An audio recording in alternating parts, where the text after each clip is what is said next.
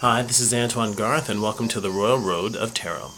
Okay, we are now going to go back to the Celtic Cross, and we're going to look at a very specific way of using the Celtic Cross, which is to open a position. What the heck do I mean by that? Okay, so the Celtic Cross tarot spread represents 10 positions, right? Each has a position statement. For instance, the first position statement is that this is that which covers me. The second is this crosses me for good or bad. There we go. I can't even remember my own statements or the statements of the spread. So each statement represents a position, and each position, believe it or not, can be opened. So open, what do you mean? So when I talk about opening, I say, okay, let's say I'm looking at this spread and I'm thinking, okay, I don't really like the way that this looks. I don't really, or not even I don't like the way that this looks, but I want more information. I want more information about the fifth position generally, because, it has such a nebulous statement. This is that which crowns me and which may come into being. And so what does that mean? Crowns me. This crowns me. So, what does a crown do? A crown basically determines the nature of the person that wears it, right? It determines the royalty or the higher significance of the person. It determines the significance of the person wearing it. So in this particular instance, we have something that is then a determinant for the entire spread. It somehow determines the outcome. It determines whether or not the outcome will actually come out the way it's supposed to. It determines what the emotional tone might be. So it's this nebulous determinant, right? It might come into being, it might not. My teacher called it an unfixed aspect. So it's this strange determinant. So personally, out of all the positions, just generally, even without being like, oh wait, what does that card mean?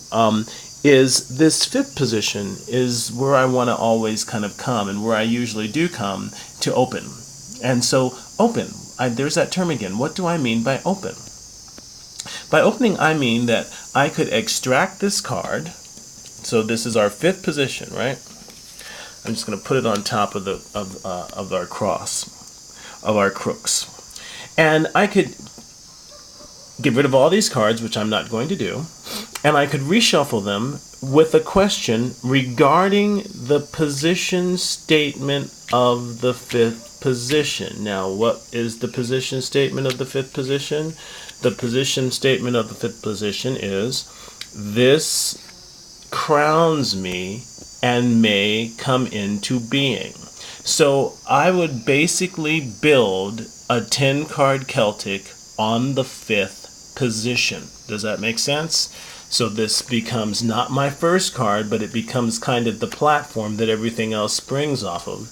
And then my new first position would be, this covers that which crowns me, right? Because I'm opening a new 10-card Celtic on the fifth position, which I opened. So I could do that with every position. Let's say I'm worried about my negative feelings. This is my apprehension. I could then open a spread on that. I can open a 10-card Celtic on that.